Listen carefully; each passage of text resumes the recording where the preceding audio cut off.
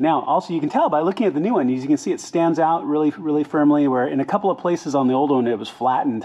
It's probably where it was leaking.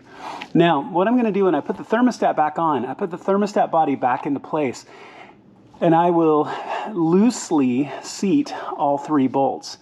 Now, you don't wanna just crank on one, crank it down all the way, and then do all 3.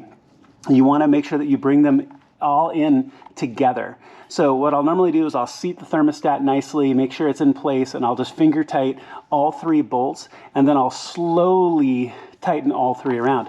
Now, if you check the video description, I'll have all the part numbers, all the tools you need, including the torque value for these bolts, okay? But snug them down all equally, almost like you're doing tires, right?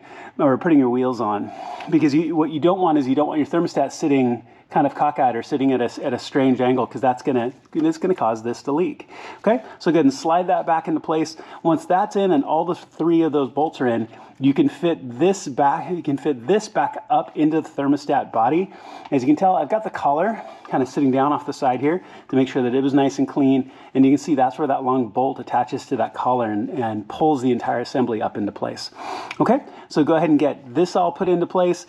Check the video description for the torque value for those 3 bolts, and you're almost done. All right, so as you can see, the thermostat housing is back on.